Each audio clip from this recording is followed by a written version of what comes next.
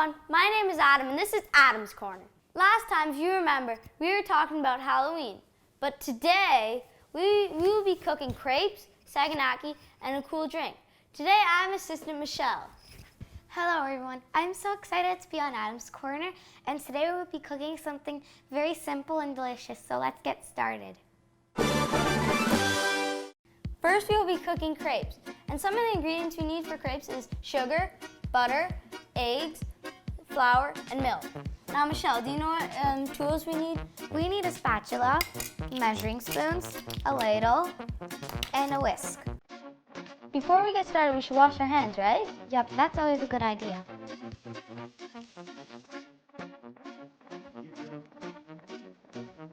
So what should we do first, Adam? Well, first when you're making crepes, we want to put the flour in first.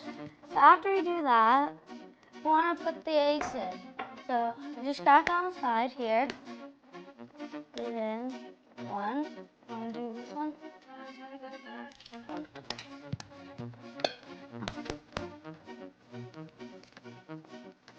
Put the egg in here. Shouldn't we always wash our hands after eggs because they can contain salmonella, right? Yeah, that's true.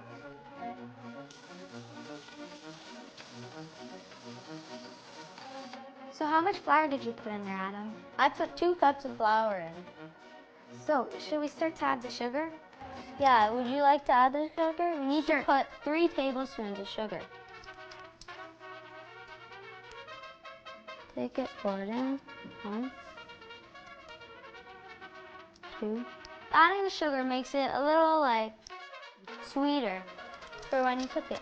Now we want to put the milk in and start to mix it. What would you like to do? Put the milk in or stir it? Can I stir it? Okay. And slowly put the milk in so it doesn't get lumped. So when we put this little bit of milk in, it's going to start to get a little thicker. And we want to add the milk slowly as you mix it. Why should we add the milk really slowly? Because you don't want it to get really lumpy. There. How much milk did you put in, Adam? Oh, we put 1.5 cups of milk in for the crepes. Now we just need to mix it and get all the lumps out, so it'll be nice and smooth for when we're cooking it. I think all the lumps are out and it's smooth and just the perfect thickness to cook, and we're ready to cook. So what do you think? For sure. We want to put some Pam on and some butter just to get it really nice and seasoned so the crepes don't stick. Butter on. Now you want to let the butter melt a bit and move it around. Just to show you the consistency of this. This is the right consistency you want. Okay, now we're gonna put this on. You want to take a little more. You want to take about that much. Like a full. Just under a full. Okay, now you want to scrape it on the edge, pour it in. After you do that, you want to move it around, move the batter around so it's not too thick, because crepes, they're supposed to be thin, not thick like pancakes. You want to wait a little bit longer for this excess batter to just kind of get warmed up and heat into the batter, and for these edges to turn brown.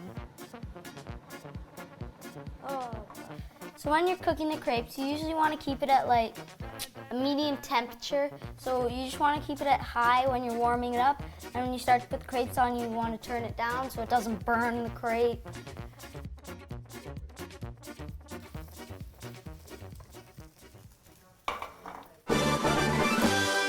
Now we are going to cook saganaki.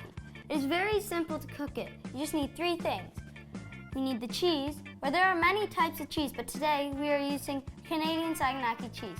You need some water and milk to put the saganaki in, so when it's wet and when you put it in the flour will stick to it, and then you just need to put it on the pan and cook it. Okay, now I'm coating it in flour right now, so when it cooks, It'll have flour on it. Do you know where this dish is from? Yeah, it's a Greek dish. This dish is one of my favorite dishes to make because it's my favorite dish and it's very simple and easy to make and it doesn't take a lot of time to make. I think we're done coating the cheese now, don't you think? Yeah. Okay, we should probably start to cook it now. Okay, now we're gonna start to cook it. So we wanna bring it over to our pan. Move this stuff out of the way.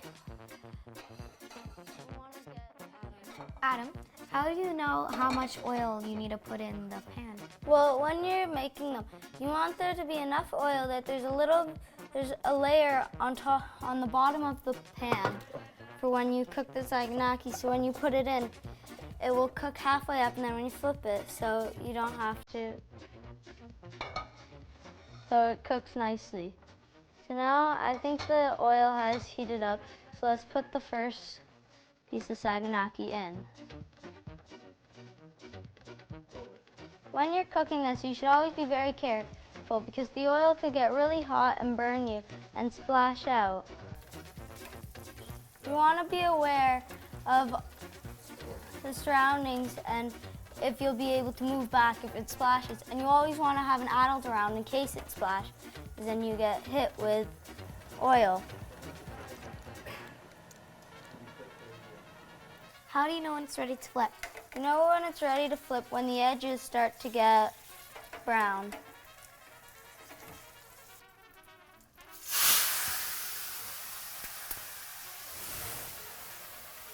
Oppa! Now you want to take the lemon. Where'd you put the lemon? Now that it's cooked a little bit, you want to grab the lemon and you want to squeeze it on.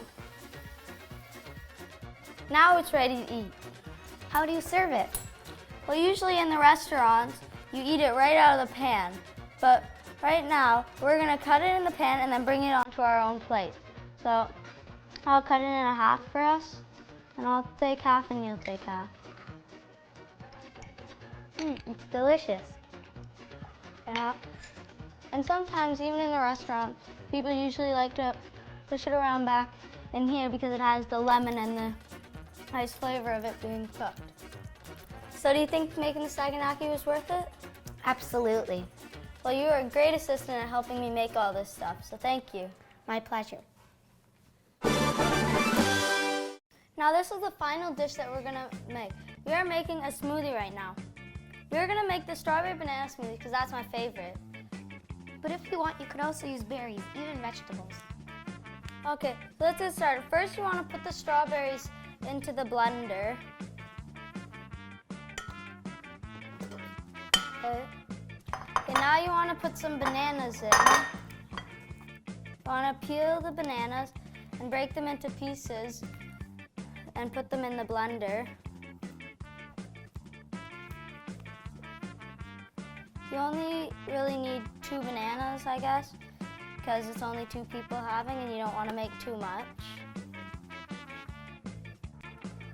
Now after that, you want to take some pineapple juice and pour it in. You don't want to pour too much in, you just want to put a little bit. Like that, maybe. Now you want to pour some orange juice in. And it doesn't have to be You don't have to put orange juice, but you can, or if you don't have pineapple juice, you can put orange juice. You can put either one. Now you want to put some ice in, so it'll be cold for when you drink it. Now we're gonna start to blend it.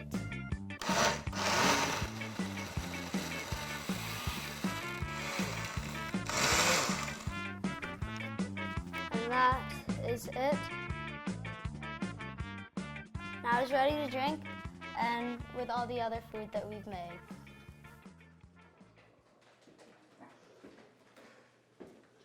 So there we have it, the easy, exotic, and tasty meal that everyone will love. So I guess we get to eat all this, right? Yep.